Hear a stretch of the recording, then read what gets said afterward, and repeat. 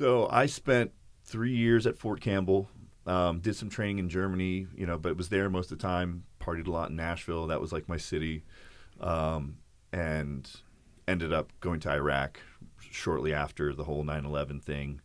I was in Iraq from 2003, 2004, an entire year. I think it was a year and 3 days, actually. Yeah, I saw that on your thing that you were on. Now, how was Iraq? What was that like? I mean, were you out there in the field? Or were you, we were in the shit. But there's the thing about it is when I was there, I was like literally, I'd say maybe even the first 100 people to cross the Kuwait border into Iraq when the war started. Oh, okay. I was planted in Kuwait. We just waited. I was there for like a month, and then we went into Iraq. The thing is, good. Thanks. Any close calls? Yeah, there were a few. One time, I was telling you earlier, I was in a building that we were watching. I'll never forget this because we were watching Gangs of New York. I was like one of the only rooms that was able to get a TV and all the Xbox and all that stuff. We were watching Gangs of New York, and all of a sudden, our building we were living at slammed at 3 rockets. Times where I was like, why are we here? Are we really doing this because we're taking these people out, or is there an ulterior motive to the whole thing? So, I mean, you never know, man. But now looking back older, now seeing what's going on with all this political stuff, it's just got to blow your mind, right? It does, and that's the crazy thing about it is actually even not that long ago, that building that I told you I was living in, and it was right next to a palace that we also took over that we were using as our headquarters for our entire division. ISIS ended up taking over, and I saw a picture of the building with the ISIS flags all over it, and I'm like, I lived in that building. And this is the hotel that was built that was to be like Americanized? We left, and ISIS took it over, and that was their headquarters. Blew out all the windows, and we're hiding in the fucking bathtub and with our shorts on and fucking M16 on us, and that was pretty wild. Yeah, but the grenades being thrown out, IEDs hitting trucks that I was driving behind or in front of. Was that the scariest situation? Yeah. So. And I was kind of like... and the gunfights were just random fucking people shooting from a distance, so it wasn't anything like super close. There was like no close combat, but... Now, when you got out of it, did you have any like PSD from that, do you think? I mean, I know you said like when you drive by, if you see a bag... When I came back... I remember one thing I remember in particular is I had a fucking huge anxiety attack during 4th of July.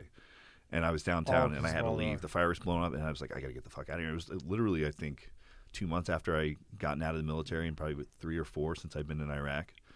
Over time, I mean, I'm fine now, Yeah, it was just like the initial adjustment. From going from, that environment back to normal. It was a little weird. Yeah. It was definitely a little weird. I bet. Yeah, you're going from there to here. The rockets flying, whether they hit you or not. Yeah. They're still there, and then you're driving to the bangs. You know that you almost got blown up. Yeah. I mean, if you would have went in there, you wouldn't be sitting here right now, I don't think. Nope. No, it's not. And they put together, the mayor in West Palm Beach put together a task force to keep an eye on everything when everything was open up, and they were coming around writing tickets left and right. And, what, really? Yeah, it was crazy, and they were going after Roxy's in particular, and the owner of Roxy's literally luring them up there because he wanted to fucking lay into them. He's like, I'm tired of this shit, because they're going around bullying businesses, making up rules that didn't exist. I mean, he had the fucking orders, printed out, waiting for them to come in. And they're making up shit. Like they made a rule that wasn't in anything, and just so they're happy. Just so it goes with their guidelines. And then they were saying like dance floors. They say you can't have people dancing. What do you mean you can't have people dancing? Why? And it doesn't say that anywhere. And they're fucking shutting people down over this. So he got them up there, and they came up and said the same thing. You got people dancing. You have this. They're not wearing masks. So he's like, well, if they have a drink in their hand, they're just making up their own shit. And he fucking laid into them and. You guys you're getting your paycheck every week. You're getting your paycheck every week. You're getting your paycheck every week. But my employees have been suffering, and you're denying them, and you're fucking with them, and you're fucking with their money. I don't care about me. You're fucking with their money, and they can't live because you guys want to come around and bully people and make up your own rules. Wow, I didn't know that they were doing that. Oh, it was bad. It was bad. But it's funny you said that to them, and they never showed up again. Really? He wrote a letter to all the city attorneys, I guess, or whatever it is, the city council. And wrote them all a letter, and basically was like, threatening to sue and saying this is what's going on. All the businesses are being bullied, and they kind of laid off. Any order we could find that said they were going around telling bars, no one's allowed to just sit down and drink. They have to be eating, and there's nothing that says that. And so we were going around putting like we'd have parties eating, or parties sitting around drinking, and we would be putting basket of French fries on people's tables. Yeah. I'm also on Fit Radio, which is a fitness app that features a lot of the best DJs in the nation. There's like 100 of us on this app, and there's only 100 of you, and you're one of them. Yeah, I lucked out because my program director at Wild 95.5 was good friends with the program director for Fit Radio, and I was doing CrossFit at the time, and I saw the girl was playing this Fit Radio. I'm like, what is that? And I looked at it. I was like, this is interesting. And I told the program director, and he's looking at it. He's like, I know her. So he kind of wrote her an email and said, hey, this is our guy here at Wild 95.5. And she's like, all right, let's do it. So I send them like monthly a mix. If I had time to do a couple more, but it's pretty cool. I have millions of views on this thing. And what's that called? Fit app? Fit Radio. Fit Radio. And how can they find you on Fit Radio? Just click on the DJ section, scroll down. And it's right there. Yeah. What's it say? I've got to DJ in front of a crowd that looked like that. And that there is nothing. I mean, I'm getting goosebumps now thinking about it.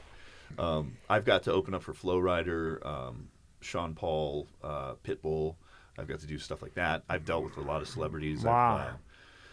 Some more underground guys, Dirt Nasty, Mickey Avalon, LMFAO, Dev, the Cataracts. I'm just trying to think of people that I've worked with. A lot of big DJs, because not only was I DJing, but I also at these clubs were handling booking. So they'd be like, okay, what's the next big party we can do? Like when you did Sunfest, how many times did you do it? 3? I've done Sunfest probably 3 or 4 times. Like I was telling you earlier, I was supposed to do this year. I was supposed to be there every day on the main stage, opening for all the big acts, and that got shit canned. So hopefully next year. I mean, not that you're not on a big level now, but that would have taken you to. Yeah. Now, usually, how long? Like these 3 that you did, or I should say the last one that you did. How long of a set did you get? They're usually like 30-minute sets. Just to you're like the warm-up guy. You know? But this year you were going to be on. I was going to be like on there, like hours? on the flyer. Really? Yeah, like in there doing big sets. Late night. I always and then besides the main stage, the barges were really big. Mm-hmm. So the party barges where you'll pack 2,000 people. So barges? Right on the water, they have these floating. They call them floating oasis, and it's like a floating barge on the water that we put a tent over, lighting, and that's where all the 21 and up go to drink and party.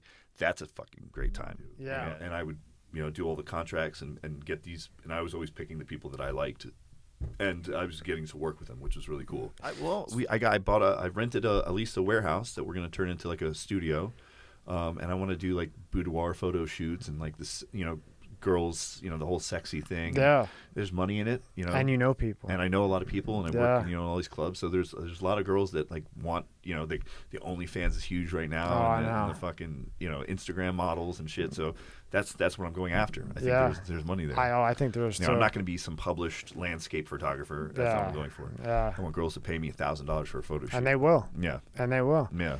And it's a good business. Photoshop. I'm learning Lightroom.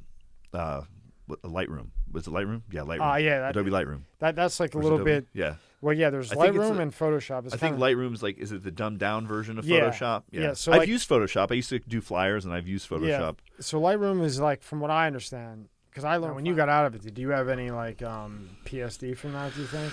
I know you said like when you drive by, if you see a bag. When I came back.